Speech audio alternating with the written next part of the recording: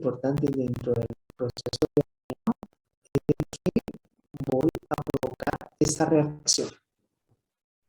reacción de pareamiento no enzimático.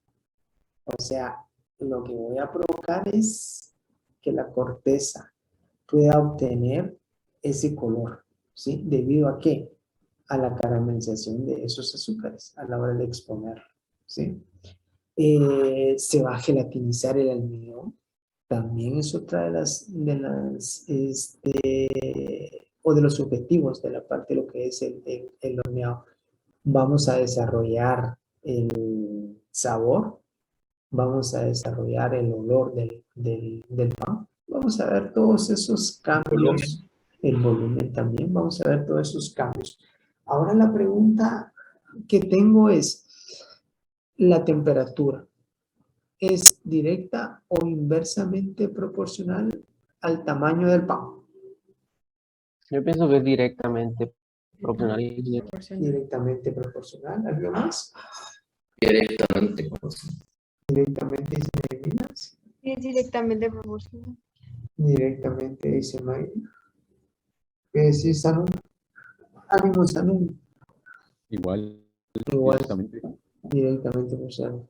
O sea, si yo tengo un pan mayor tamaño, le voy a aplicar más temperatura o menos temperatura. Es indirectamente proporcional. Es indirectamente proporcional. ¿Le aplico más o le aplico menos? ¿Qué dice Madeline? Madeline, ánimo, Madeline.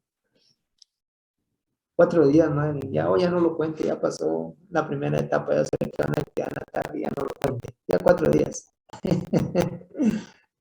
Creo que es directamente. Directamente. ¿Alguien más quería comentar? Miras, creo que querías decir algo.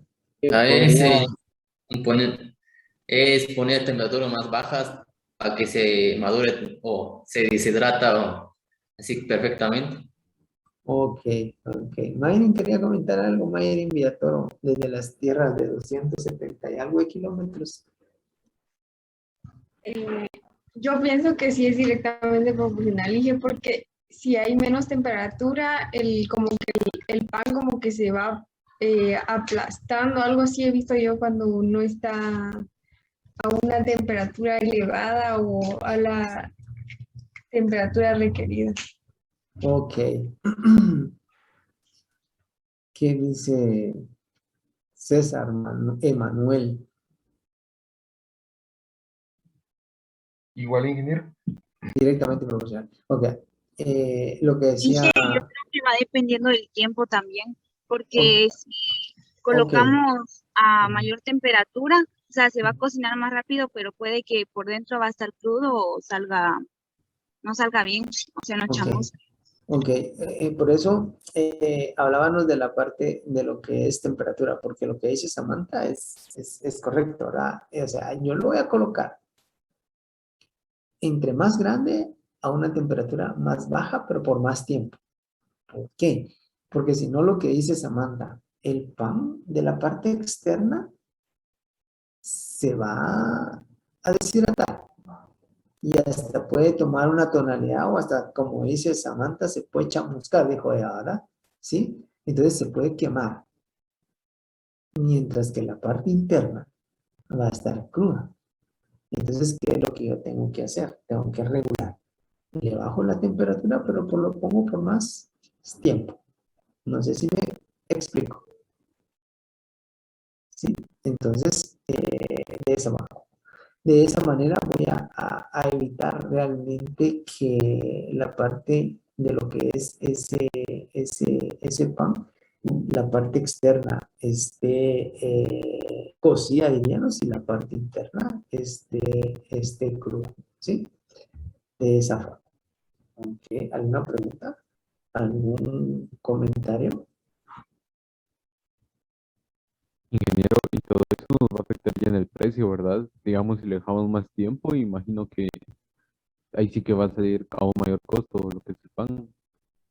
En la parte esta es lo siguiente, ¿verdad? Que si venís y lo expones más tiempo, vas a tener más consumo, ¿verdad? De la parte de lo que es energía.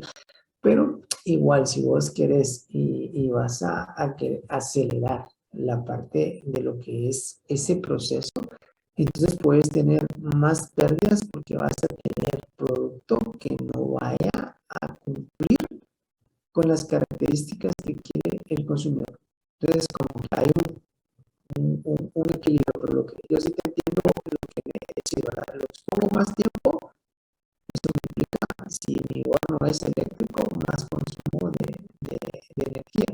Si yo tengo un horno que es, por ejemplo, con gas, de igual manera voy a tener más gasto de energía, dependiendo cuál sea el consumo de gas que pueda tener por hora esa parte, ¿verdad?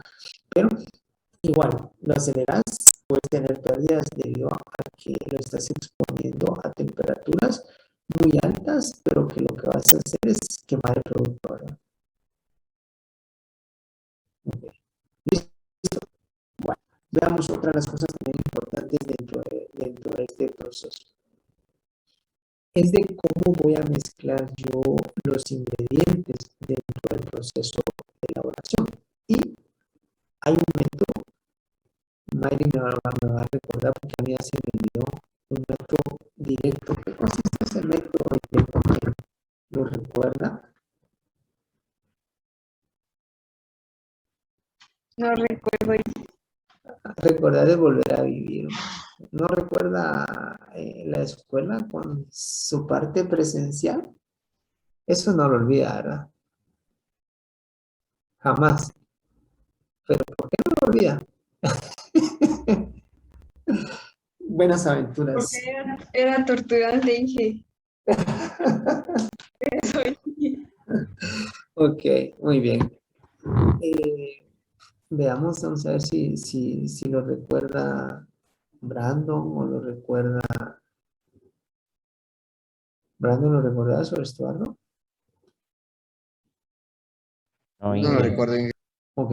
tampoco. Cuando nosotros hablamos de un método directo, y me recuerdo que eso se los colocaba entre... Yo me imagino que extrañan ahora las preguntas que venían en cada guía de prácticas. Hay 10 preguntas, pero bien hechas, ¿verdad, Mike? Entonces, ¿qué hacemos cuando colocamos el método directo? Vamos a utilizar todos los ingredientes. Entonces, ahí lo que hacemos es de que todos esos ingredientes que vamos a utilizar en nuestra formulación, recuérdense que esas formulaciones pueden variar. Pueden variar dependiendo del tipo de pan que yo vaya a hacer, dependiendo de la calidad del pan. Entonces puede ir variando. Pero lo que hago es mezclar todos eso al mismo tiempo. ¿Sí? Entonces, comúnmente estas masas deben fermentarse. Mezclamos agua, mezclamos azúcar, mezclamos sal, mezclamos levadura, mezclamos la grasa, ¿sí? Y cuando ya está todo mezclado, incorporamos la harina. De esa manera. Eso se llama un método directo, ¿sí? Este método directo, ¿sí? La diferencia entre un método, que también hay un método de esponja, es cómo vamos a mezclar los ingredientes, ¿sí? Mientras que un método, por ejemplo, de esponja, nosotros venimos, tenemos todos los ingredientes, ¿sí? Y lo que hacemos es hacer un espacio o un reposo, ¿sí? Para que se vaya formando la masa, ¿sí? Entonces, de esa manera voy a incorporar todos los demás ingredientes, pero no los agrego de forma directa a todo, sino que preparo una parte y luego le voy incorporando lo otro. ¿Qué ventajas y desventajas vamos a tener? Por ejemplo, si yo tengo un método de esponja, voy a poder controlar de una mejor forma la uniformidad del producto. puedo regular ese periodo en el que se va a hacer la fermentación del producto. Voy a lograr un mejor volumen, ¿sí? Voy a obtener un pan que pueda ser un pan mucho más suave, ¿sí? Pero ¿qué desventajas tenemos? Si hablamos bajo el punto de vista del equipo que se necesita, el espacio que podemos necesitar para poder tener esas mezclas separadas, y como podrían comentar ahí, el consumo de energía, ¿sí? Y también eso me puede incurrir en un poco más de costos. De Y esa entonces el método de la esponja es un poco más con uso de tecnología. se puede utilizar un poco más, lo puedes hacer también de forma artesanal, pero necesitas más recipientes, por decirte algo, ¿verdad? Para poder tener separado toda la parte de lo que son esos insumos, la parte de lo que es el proceso de reposo, porque no sé si vos has tenido la oportunidad, pero las personas, por ejemplo, dejan sobre la mesa la masa y le colocan la parte de lo que es la manta o un nylon para poderle crear condiciones para que esponje. Pero a nivel industrial se tienen fermentadores y esos fermentadores pues ya controlan condiciones para poderlo hacer. O sea, no quiere decir que use más tecnología. Se puede manejar de forma artesanal. No sé si lo explico. Sí, Ok, muy bien. Entonces de esa manera. Ok. Otra de las cuestiones también importantes dentro de todo este proceso es las temperaturas. Busquen a qué temperatura necesita la levadura para poder sentirse en su ambiente o para poderse desarrollar de una forma adecuada. Por favor.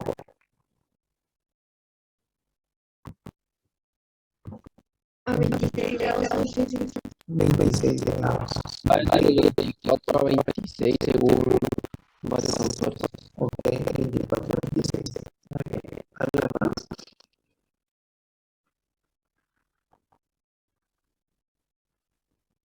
¿Alguien más? 25 a 30. 25 a 30, sí, sí. A mí me parece 35 grados porque abajo de los 28 grados está diciendo. Ok, ahí está. No se sabe de si es esa parte. O sea, comúnmente vamos a incorporar que lo ideal, creo que más de 16 años, no sé más que 16 años, 17, ¿por qué?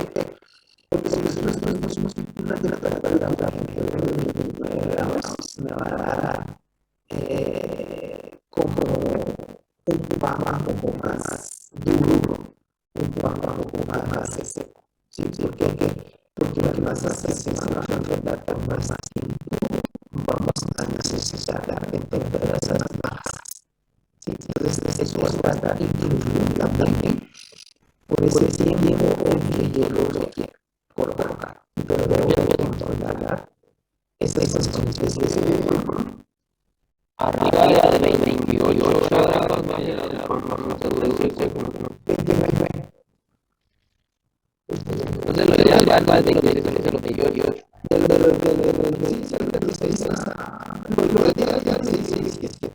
Pero también les voy a dar un ejemplo porque lo que promueven ahí es de que puedes tener momentos en que la levadura de proceso sea mucho más lento.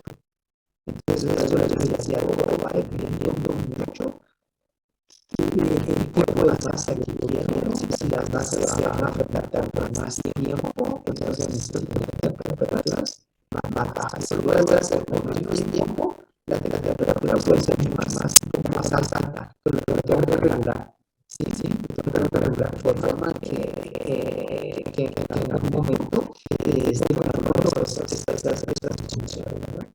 Sí.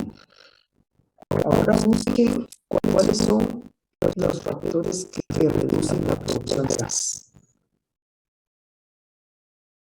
¿Qué factores influyen en la reducción de la producción de gas? Las altas cantidades de sal. Ok, el exceso de sal, ese es muy bien, Mayri. Fermentación corta. Fermentaciones también, la fermentación corta. Temperaturas. Temperaturas que utilicemos, temperaturas tanto altas como bajas, ¿verdad? Pueden influir, ¿verdad? Ok. Factores que influyen en qué, dijo ingeniero. En la producción de gas. La acidez. Puede influir la parte de lo que corresponde a lo que es esa acidez también va a hacer, ¿verdad? ¿Por qué? Porque si yo tengo una calidad inadecuada, no va a tener realmente esas características. Otra de las cosas también importantes es todos esos parámetros físicos, todos esos parámetros químicos que pueda ir teniendo, ¿verdad? ¿Sí? Esa acidez va a estar muy relacionada con el tipo de blanqueador que pudo haber utilizado en el proceso de elaboración de la harina, ¿verdad? ¿Sí? Ok. ¿Alguien más? Enzimas también puede ser. La temperatura.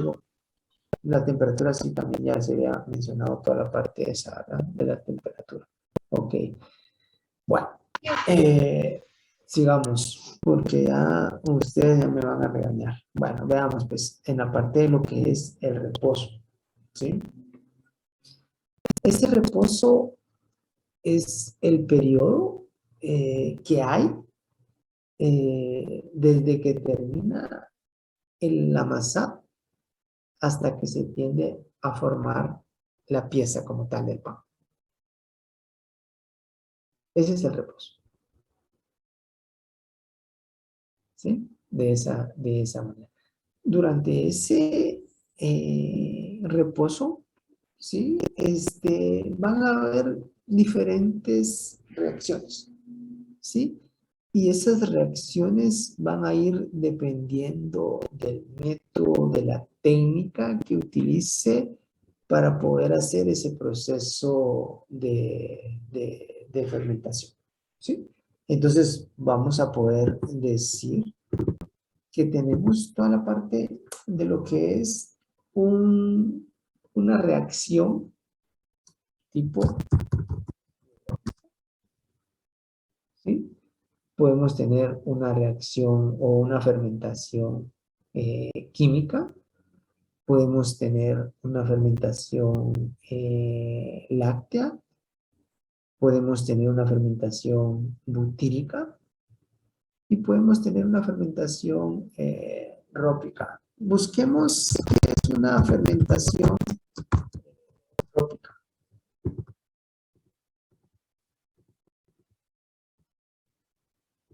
¿Qué es una fermentación rópica?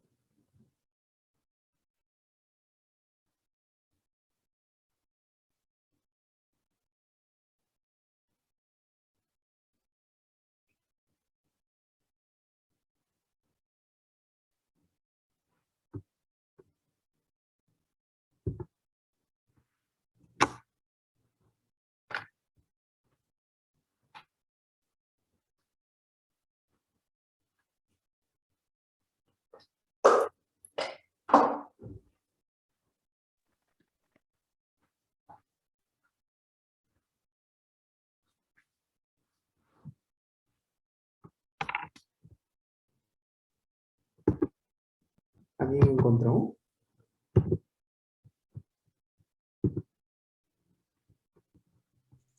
Y yo encontré que es cuando la masa se vuelve pegajosa Ok. y adquiere características no deseadas. Ok. Ok, se puede contaminar, ¿verdad? De esa manera, ¿verdad?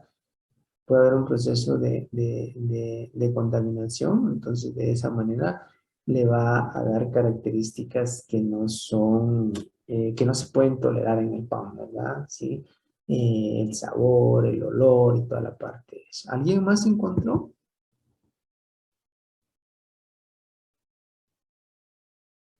No. ¿No buscaron o sí buscaron? No, estoy buscando, pero no encuentro nada.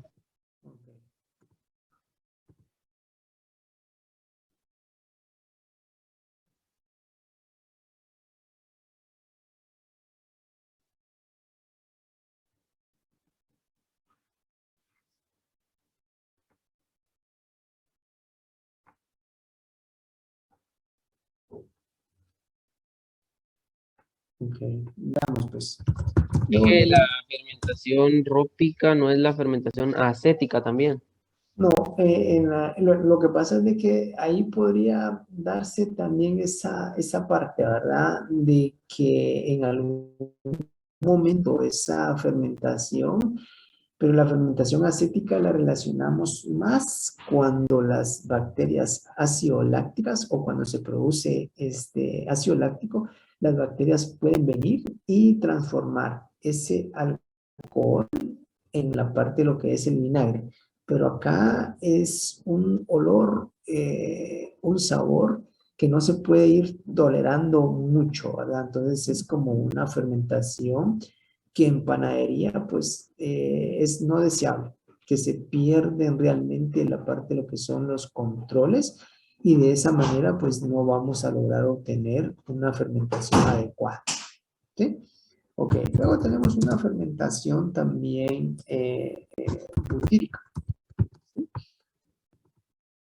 Cuando hablamos de una fermentación butírica, ¿qué es lo que va a suceder? Es una fermentación láctea. El ácido que está presente puede ser como un medio o como un alimento para otras bacterias, ¿sí? Y estas bacterias van a hacer que ese ácido, ¿sí? Se convierta en un ácido butírico. Y de esa manera vamos a obtener un sabor como a rancio en el producto, ¿sí? Esa es la forma. Entonces, ¿qué es lo que va a suceder? Tenemos una fermentación láctea. El ácido que se produce ahí me sirve como un sustrato para que vengan bacterias y produzcan ácido butírico. Y eso da como resultado ese sabor rancio en la parte de lo que es el producto. Ok, ¿estamos bien ahí? Cuando hablamos una fermentación láctea, ¿sí? ¿Qué es lo que va a suceder? Se recuerdan que nosotros conversamos de que necesitamos ciertas condiciones de acidez adecuadas dentro de la parte de lo que es el proceso, ¿sí?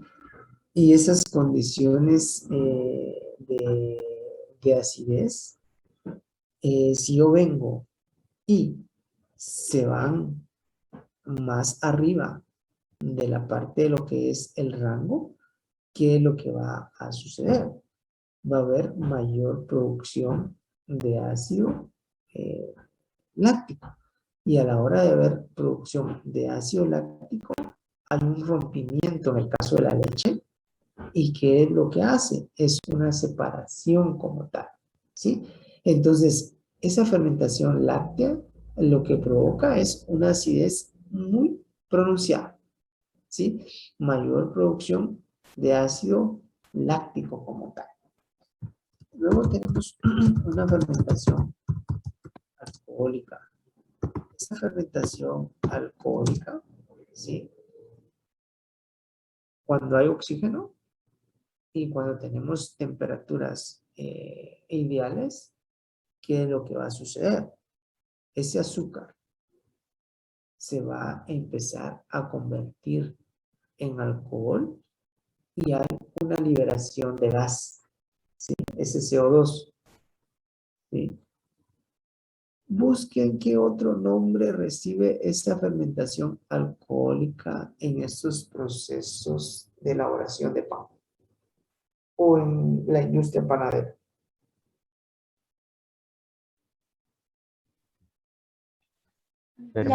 Fermentación etílica o fermentación del etanol. Fermentación etílica, fermentación del etanol. ¿Qué decía Mayli? Lo mismo iba a decir ella. Ok. ¿Alguien más? Fermentación de levadura, Inge. Fermentación de levadura, ¿sí? Eso es, también se le conoce como esa fermentación de levadura. O también van a encontrar ustedes en otros información como una fermentación panadera, ¿verdad? Y luego lo que ustedes habían mencionado, tenemos una fermentación acética, ¿sí? Tenemos esa fermentación acética. En esa fermentación acética es dada por bacterias aciolácticas, ¿verdad? O bacterias acéticas, que lo que van a hacer es sentirse cómodas cuando hay un exceso de aire. Entonces, ¿qué es lo que va a pasar acá? Esas bacterias transforman el alcohol, ¿sí? Que producen las levaduras y lo van a convertir en vinagre, ¿sí? Entonces, de esta manera, ¿qué es lo que va a pasar? De que el sabor va a ser totalmente diferente, ¿sí? Todo esto va a tener como condiciones óptimas. O sea, si yo vengo y fermento, por ejemplo, alguna fruta y esa fruta quiero producir alcohol y se me pasa la temperatura o no controlo las condiciones, lo que voy a obtener al final del proceso pues es vinagre como tal, ¿verdad? Entonces de esa manera lo podemos ir manejando, ¿sí? ¿Alguna pregunta? ¿Algún comentario? ¿O estamos claros? Sí. ¿Sí? ¿Cuál dijo ¿Listos? que iba a ser el sabor cuando había una fermentación acética? Lo que sucede con la parte esta es lo que va a tener usted como tal, es un sabor un poquito como agrio, ¿verdad? En la parte de lo que es el vinagre como tal, ¿sí? De esa forma. Ok, muy bien. Veamos. Vamos a ir viendo cómo podemos hacer algunos controles en la parte esta. Por ejemplo, esto que tenemos acá, este es un pignómetro, ¿sí? Me sirve para poder ver o determinar la parte de lo que es la densidad. En este caso hablamos de la densidad de la harina, ¿sí? Este pinómetro primero lo pesamos, ¿sí? Luego ya tiene un volumen determinado acá, entonces lo peso para tener la tara, luego le aplico la parte de lo que es la harina, y ya en función de ello, venimos y tiene acá marcado dónde le voy a colocar. De hecho, se le coloca otro instrumento acá que puede medir temperatura, pues un termómetro, pero además del termómetro me sirve para poder nivelar la cantidad de harina que le estoy aplicando. Debo de tener cuidado de no dejarlo como muy compacto, ni tampoco dejarlo muy floja, diríamos, la parte de lo que es esta mezcla dentro del pignómetro, y luego lo llevo a pesar. Y de esa manera pues puedo lograr obtener la parte de lo que es la densidad que pueda tener esa mezcla, ¿verdad? ¿Sí? Acá tiempos, por ejemplo, de de la masa, la consistencia que debe tener esa masa, dependiendo del tipo de producto que yo vaya a ir elaborando. Entonces, dependiendo de ese producto, voy a tener la consistencia de la masa. Ya decíamos que eso lo puedo ver evitando de que se me pegue en las manos. Acá también puedo provocar un proceso de fermentación como tal. Esto ya es la parte de la formación del pan, ¿verdad? ¿Sí?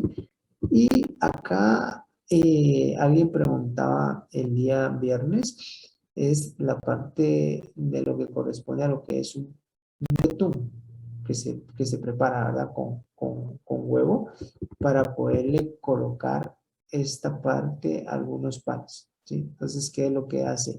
Se le aplica en la parte superior de manera que me pueda servir para que la masa esta pueda pegar allí, ¿verdad? Entonces, de esa forma.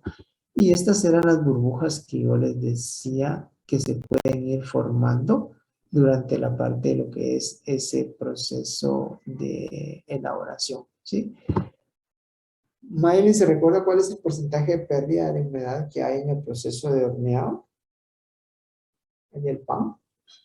¿Lo recuerda, Maylin?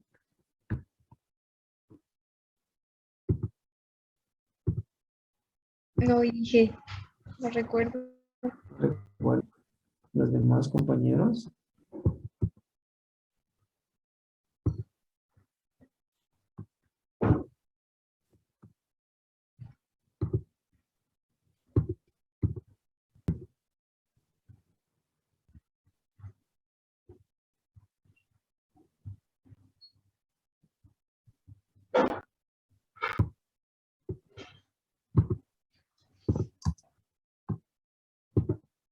¿Lo googlearon? ¿No lo han googleado?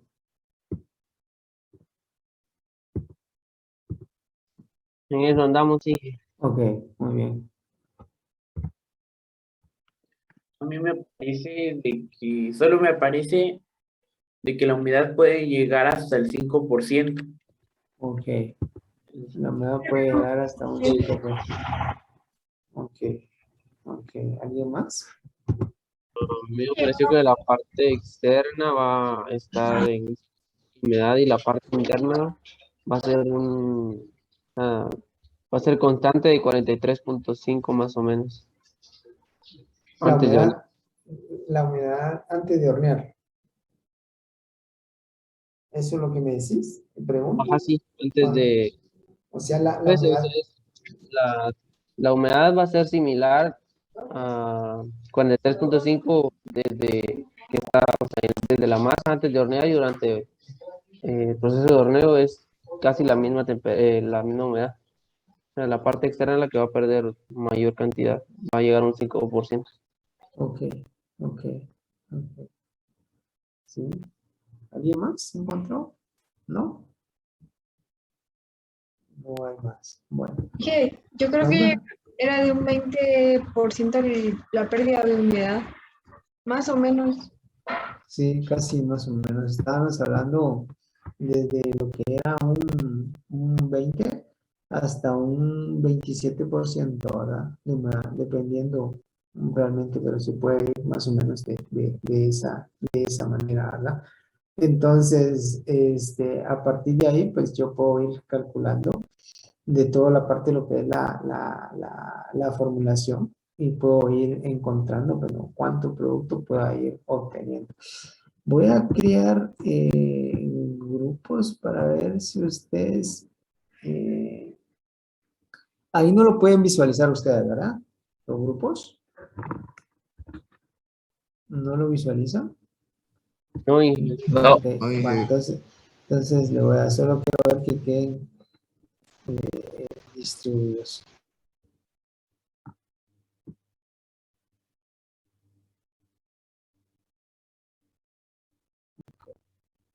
Vamos a ver, creo que me va a quedar un grupo de 4 y los demás de 5. Hoy sí lo pueden ver ahí, ¿verdad? ¿Sí?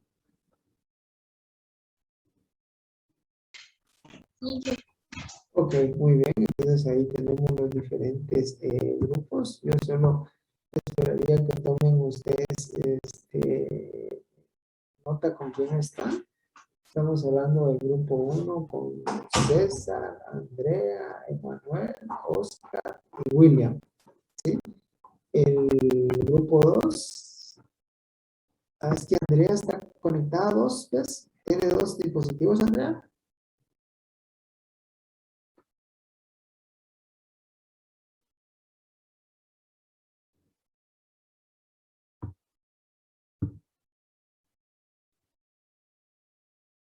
Ok, dice que sí.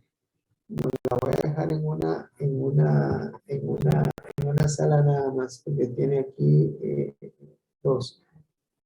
Vamos a ver.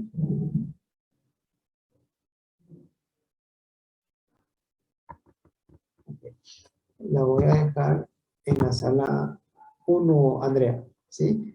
En la sala 2 está César, está Esteban, está Estuardo y está